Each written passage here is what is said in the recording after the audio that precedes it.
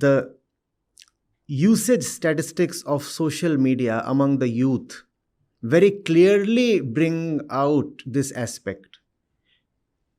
Young people are most active on social media 2 hours before and 2 hours after midnight. 10 p.m. to 2 a.m. That's when young people are like running about on social media. Why don't we talk about that traffic? There's a lot of traffic there. Why don't we talk about the traffic there? You know what happened? You'd have been in your school at that time and you wouldn't have had a phone available to you. When data first started becoming available, I'm talking of a situation 10 years back or something. These companies, they came up with plans. Not that data started becoming available in 2012. That was 20 years back. But I'm talking of the plans specifically. They came up with plans that made data cheaper between 9 p.m. and 3 a.m. And it worked for them. They also reduced the calling rates. So now data is cheaper and calls are cheaper. And what are all the young people doing? And I do not really suppose that all that data is being consumed in self-development and gaining internal illumination. How do I say that? When I look at the pages, the profiles, the channels, all these things, the handles on social media, and I see which ones have the maximum followers, likes, retweets, comments. What do I find? What do I find? The worst quality ones have the maximum traffic. Pages and profiles and channels that ought to have been starved of any viewership are the ones frolicking in attention. They are literally inundated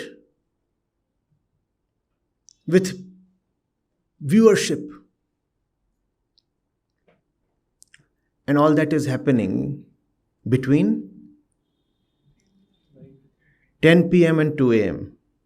That's where the youth of India is spending its time.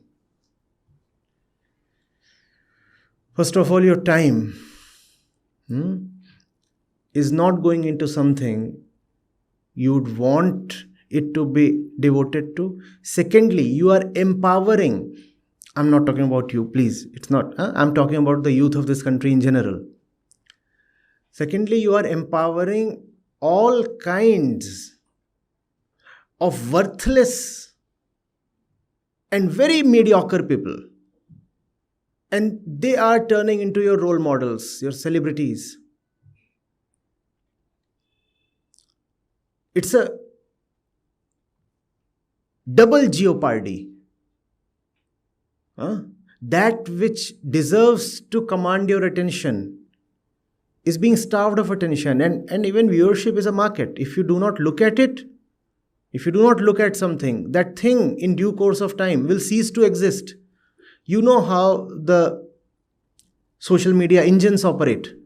If something is not receiving viewer attention, it will no more come up in the search results or in the notifications or in the various other things.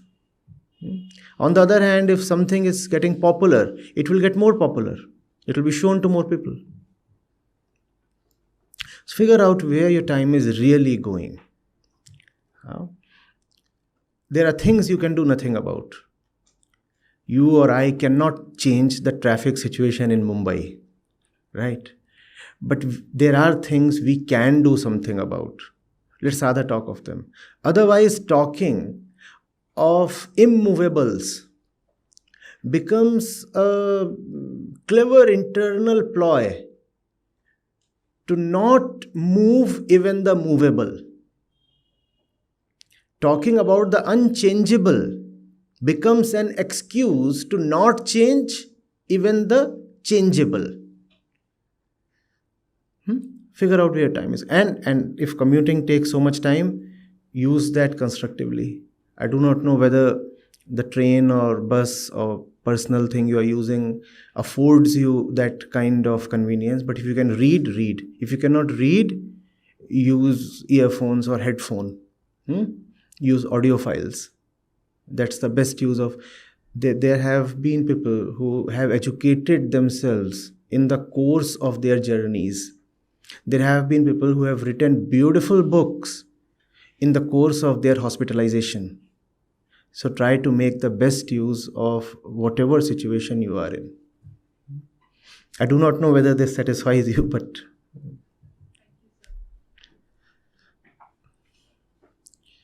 even in jail, some of the greatest literature from the freedom struggle movement, the Indian freedom struggle movement, came from the period when our revolutionaries were jailed. And you know what they said? They said this is really the only time when we are free to write. So thank you. Now that we are incarcerated here, there's nothing else to do. So we will write. And they wrote prolific volumes. So try to make best use.